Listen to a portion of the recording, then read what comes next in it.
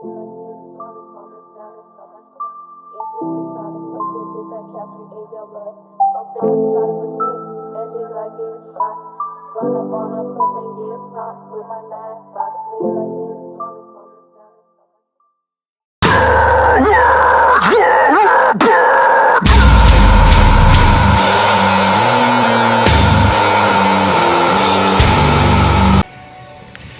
my lovely human beings. It's been a bit. My hair's messy, hands are getting a little dirty, which means I'm working on some stuff as usual. So, the next mission right now is obviously I've been working on the Edsel, the 59 Edsel Villager for a while now. I've been jumping back and forth between projects and everything. I think what I'm gonna do is I'm gonna make a little like update video on both the Edsel, the 27, and then potentially the S12 as well. But for now, I'm working on the Edsel today. I got all the rocker box things, whatever, welded in, sorted out, painted, cleaned up as much as I can. They're not perfect. I know this. I cut everything out with an angle grinder before I had the CNC plasma like running. So I already noticed it. Some of the panels aren't like perfectly straight, and then the edges and everything like that. But you know what? It is what it is. I can always go back and redo it. I'm just trying to move forward on the car as much as I can. That's another thing. Is like don't be afraid to go back and redo something. You know, people always frown upon something like that, and it's just like, you know what? There's always room for improvements. 10,000%. Like, you know, obviously take your time on things. But don't be afraid to go back and redo something. Like, I'm gonna redo a bunch of stuff on the 27. I'm not ashamed of that. You know, I'm not. You know, it's just gonna get a lot better for that chassis. So, anyways, I'm going to be getting the chassis table itself that's under the Edsel. I'm gonna be getting that kind of sturdy right now, and then potentially trying to lift the subframe onto the chassis table. That thing weighs at least 200 pounds, maybe more. I don't know. I can't scale it because I don't have a scale that big. And plus, it's just heavy as shit. Whoa, this is heavy. So, I am going to just strengthen up the back end of the table. Probably going to move it quite a bit, so I got to lift the body and everything like that. But yeah, I'm going to just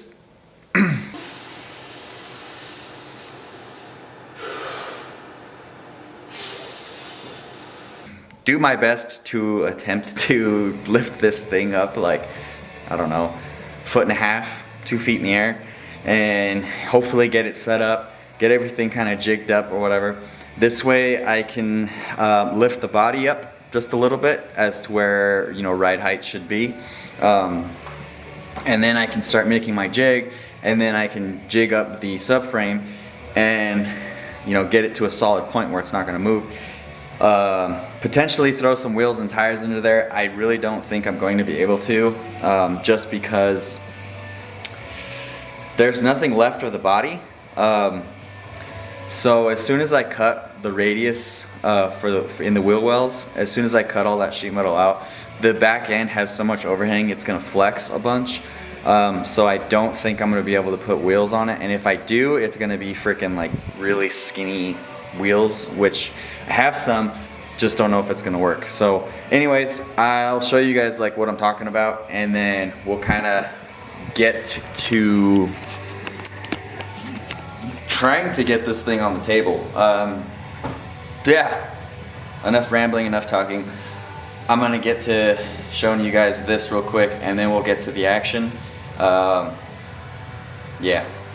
let's freaking do it. Woo! Alright, so this is the subframe that was under the S12, kind of going back and forth with that thing. Pretty heavy. It's the G35 rear subframe, so it's got an open diff and everything like that, but everything's going to get changed, especially once it's in this car. As far as potentially axles, I don't know yet. Definitely going to be locking this diff because it is an open diff. what else? Okay, so you can see I've already made these. So these were never here, these little cross sections in the table. So what I'm going to do is I'm going to make another one here. So that's why I have that tube there. So I already got this one cut to length. That one just needs to get held up and kind of leveled and everything, and then tack welded in. I need to still measure that one, cut it out. So basically what I'm doing is I'm making them parallel to the body. This way, when I put a wheel and tire on there, it has something to ride on, whether it's the outside of the chassis table, because it is going to poke quite a bit. If I have to, I'll make some extensions that kind of go out, and then, you know, that can kind of sit on there. Big deal. Whatever, I'm just trying to make everything work around what I have. So I'm going to put one in here just in case, then it'll have the one in the middle. Like I said, worst case I have to extension out on both sides. No big deal. I'll strengthen that up. I don't have any sheet metal, so we're just going to play this by tube. So like I said, I'm going to just play it parallel. When a wheel and tire's on there, it will be able to roll back and forth, and then I can situate everything, get it centered, get it locked in, as far as that goes. And then, yeah, I'm going to just kind of like gusset everything back here, make it a little bit stronger because this is going to get heavy. I don't know how much it weighs, but this thing is pretty heavy the way it is. Then you got to add, you know, a wheel and tire on there, so it's just going to get everything even more heavy. And then you have to figure, like, once you start putting tubes in here, tubes will get just as heavy. Whoa, this is heavy. So, well, not as heavy, but, you know, it's going to just start adding weight. So, yeah, I'm going to strengthen this thing up now and then potentially try to lift this thing up. That might be just the episode there.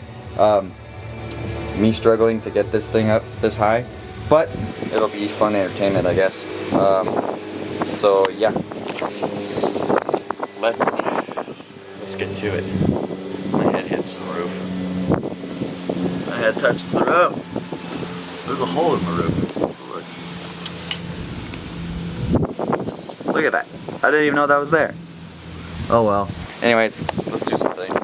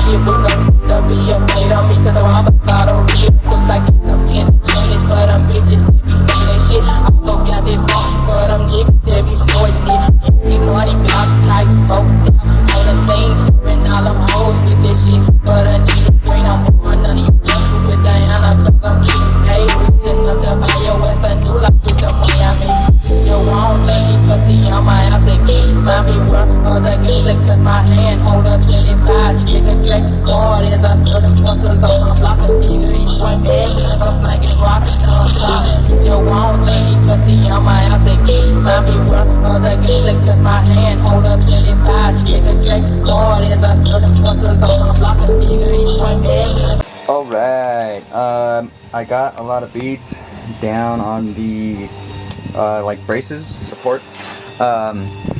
So one of the things I may do is kind of like do something on the bottom. I might put another like wheel or something down right in the center, or maybe here somewhere. I don't know, I'll figure it out. It's pretty strong right now.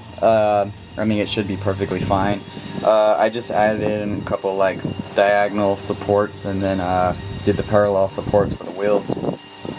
I may add in some more, it just depends. Got some beads all around these things, so they're good to go. I didn't do anything on the bottom. I'll probably go ahead and touch them up a little bit, just do a quick little like 1-inch bead on the bottoms. Welding upside down is a pain in the ass, so not too concerned about that. But this is all good up top. So now what I'm going to do is just kind of jack this thing up and see. Actually, I have a buddy coming by, so he might help me with this, getting this thing up. So yeah, we'll see. But goal is before the sun goes down to get this thing at least up here. This way I can start doing everything subframe wise, and hopefully get it attached to the back end. And yeah, so we'll see. But support's not too bad at all. It's the next day. Anyways, we got the subframe in. Buddy Hector helped me out with this, like carrying this up. So thanks, dude. Appreciate that. Don't mind the chair. This was my office for the day. Anyways, I have tons of things measured up for this. So the downside, like after getting this thing in here, is if you look, I am not going to be able to put any sort of wheel on both sides without radiusing the quarter panels here and then cutting into the door section as well here. So with that being said, I already measured and thought of a plan to get this thing up to about right height. So one thing, I'm gonna have to put some blocks underneath the body to raise it up, I'd say about 3 or 4 inches off of the table, because the table represents the ground or the road or, you know, dirt, whatever we're driving on. So that's what that represents. So with that being said, this needs to come up, so does the subframe, because I'm going to be running something similar to these right here. Now with these, I already did it, but I already measured from the floor, so where the tire sits, from the floor to the highest most point of the mounting hole. So whatever that was, I think it was like 16 inches flat, but I gave myself some more room so I can make a flange that's the diameter of this thing here, right? So diameter of this, but also the diameter of the hub there. So what I did was I already designed some plates. I'll probably go over it in another video, but I basically got the diameter of the hub here, which it mounts to, and then this cut out so that I can just drill out my bolt patterns, which is I think 4 1/4 from here to here, here to here, 4 1/4, here to here, 4 1/4. You know, you get the idea. Anyways, so I'll get those drilled out, and this will make a stand on a plate that will kind of bring it up to right height, or you know, where it should be as far as the wheel and tire package. So, and then I need to make some sort of a stand that goes this way so that I can bolt it down to the table. This way it'll be sturdy, and it'll get everything to height is where I need it. So both sides are going to get these like hub flanges, like hub mount flange things that I'm going to make. The yoke flange, or like pinion flange on the diff, I'm going to make one for that one too, so that I can get my tilt pretty level. And then so I'll make something to bolt to on the bottom of the table there, and that'll kind of get everything set up that way. And then I still need to obviously get my measurements as far as, you know, going forward and aft, tilts, heights, and everything like that.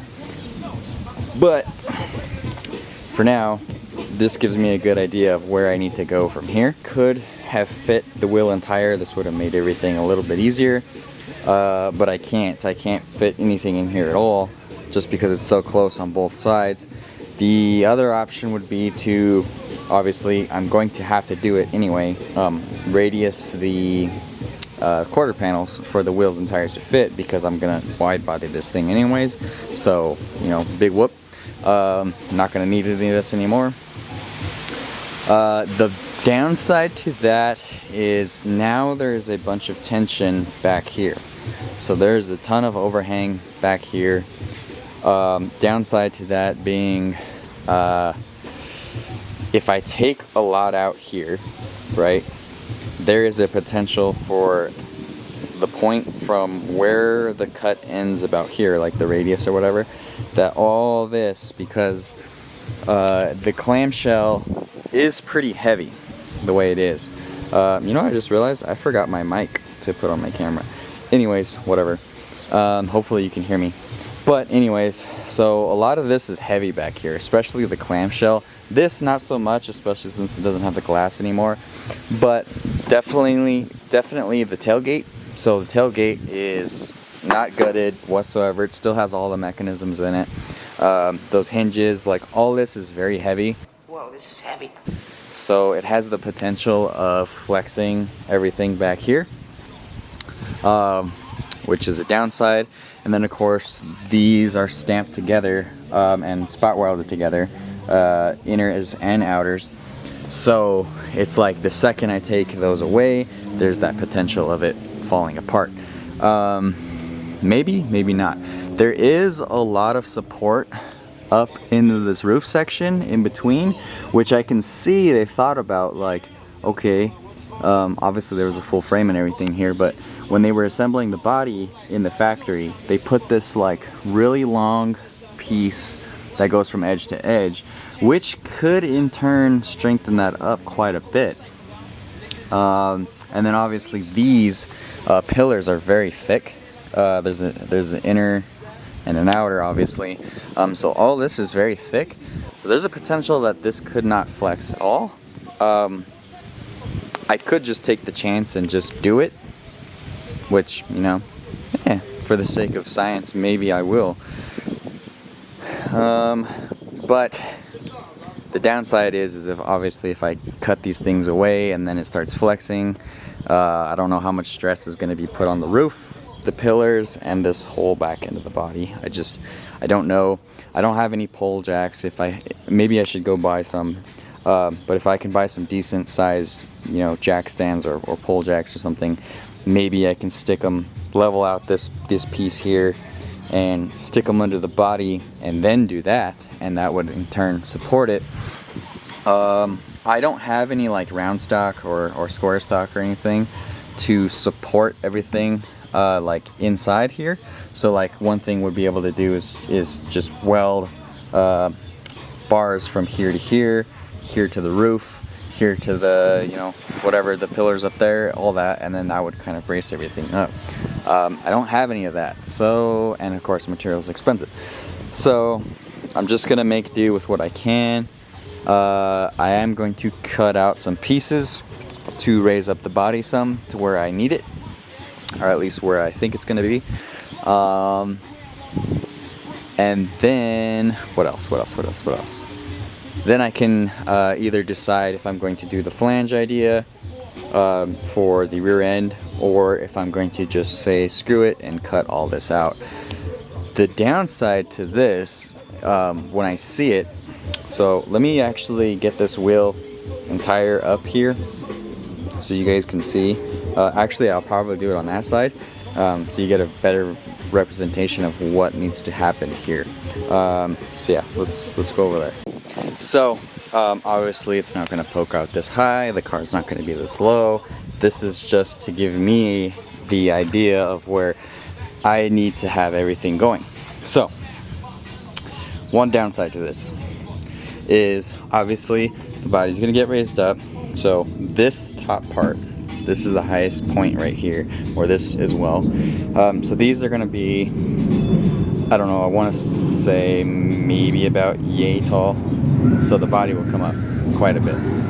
But downside is you can see that I need to cut into the back door, which I've had to do before on 4-door cars, no big deal, right?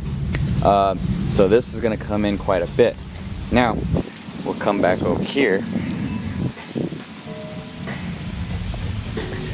The downside is I may have to cut into this latch system, which is kind of a bummer. I haven't had to do that yet, but I've never slammed with my cars so much. So there is a potential that I'm going to need to cut into this, which means the door will no longer shut, right?